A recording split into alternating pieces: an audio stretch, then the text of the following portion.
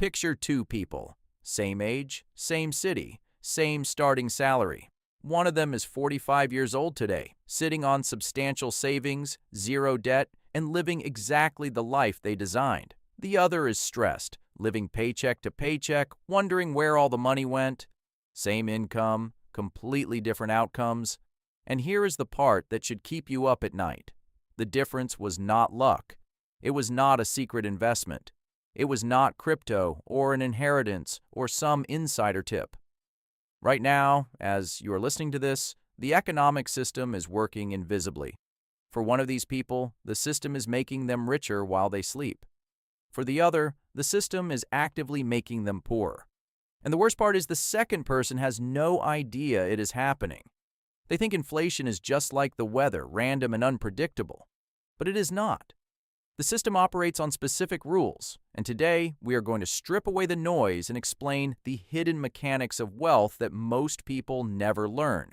To understand why working harder is not enough, you have to understand a concept that has been widening the wealth gap since 1755. It is called the Cantillon effect. When governments print new money, it does not just appear in everyone's bank account equally.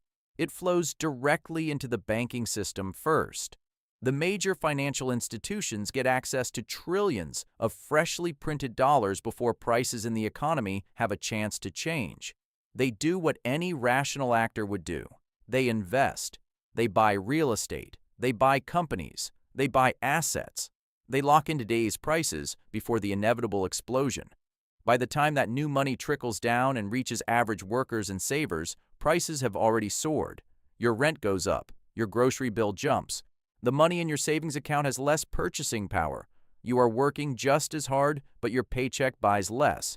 This is an invisible transfer of wealth from those who trade their time for money to those who own things. The closer you are to the money printer, the more you win. The further you are, the more you lose. The wealthy understand this game. They get richer not because they are inherently smarter, but because they are first in line, and because they own assets that appreciate when the currency gets weaker. Making a six-figure salary does not make you wealthy. Owning assets that generate wealth does. This means you have to stop thinking only like an employee and start thinking like an owner. Even on a small scale, when you own a piece of a company or a piece of real estate, you protect yourself from the devaluation of your own labor. But you cannot simply jump into buying assets if your financial foundation is crumbling. You need to build a system, and building that system requires absolute discipline. The foundation of this system relies on minimalist money rules. Minimalism here does not mean living on rice and ramen. It means removing the noise so the signal becomes obvious. The first rule is absolute. Spend less than you earn, with no exceptions. There is well-documented research on lottery winners, professional athletes, and inheritance recipients that shows a pattern of financial collapse within just a few years of sudden wealth. This happens because their behavior never changed. Their spending expanded to match and then exceed their new reality. The moment you let your lifestyle creep upward every time you get a raise or a bonus, you have already lost. The gap between what you earn and what you spend is the only number that actually builds wealth. It is the foundation that protects you from the treadmill economy. Before you start aggressively investing, you must build a financial moat. The number one reason smart, hardworking people fall into financial chaos is not overspending on luxury. It is an unexpected emergency with no buffer. A car breaks down, a medical bill shows up, a job disappears overnight.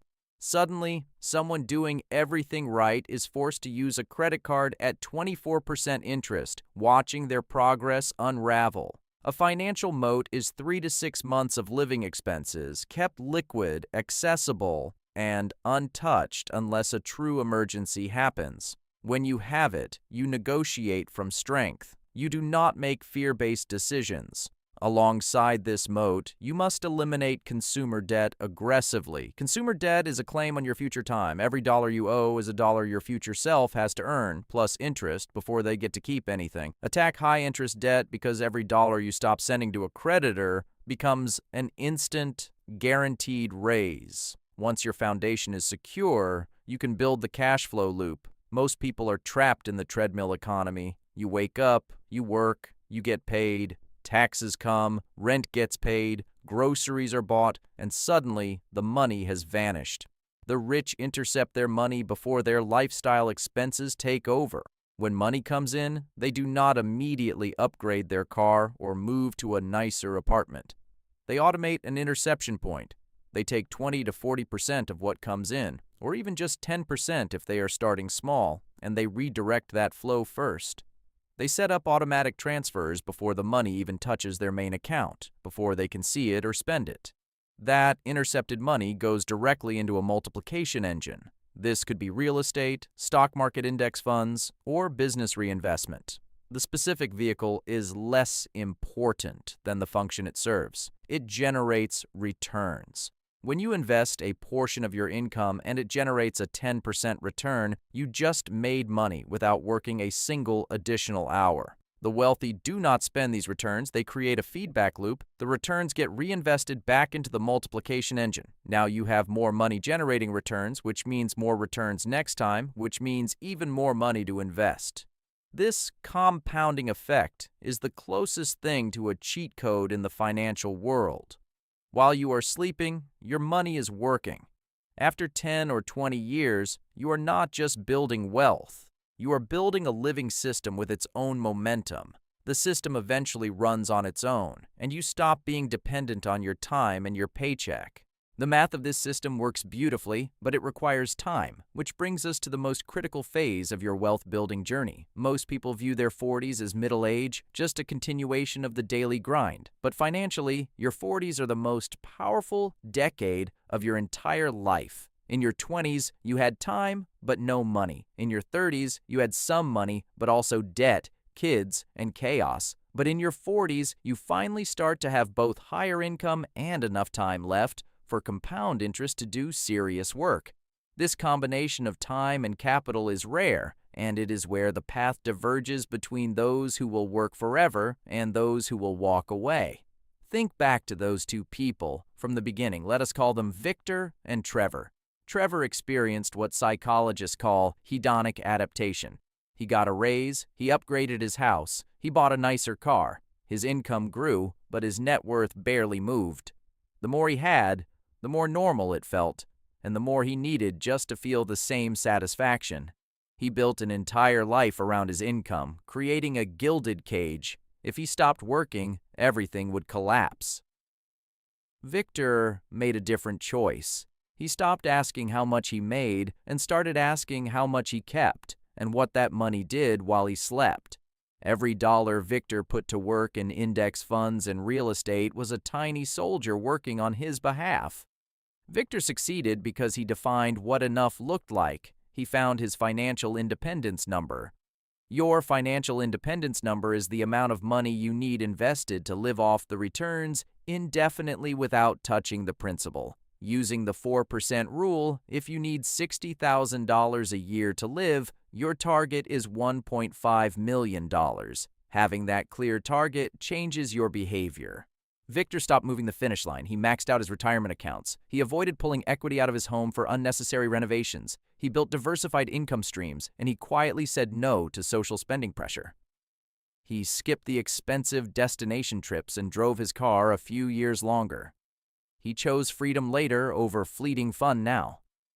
The difference between financial struggle and financial freedom is not magic. It is not about waiting for the perfect investment or a massive raise. It is about consistently doing the unsexy things for a long time. It is about understanding the Cantillon effect and realizing that the system rewards those who own assets. It is about spending less than you earn, building a protective moat, destroying high-interest debt, and letting the cash flow loop compound your wealth. You have a choice right now. You can ignore the hidden architecture of wealth, stay on the treadmill, and hope things work out. Or you can take control, track your money, set up your interception point, and let time do the heavy lifting. Start today. Track your money for just one day to see where it is actually going. Once you see the leaks, you can plug them, build your system, define your enough, and step off the treadmill.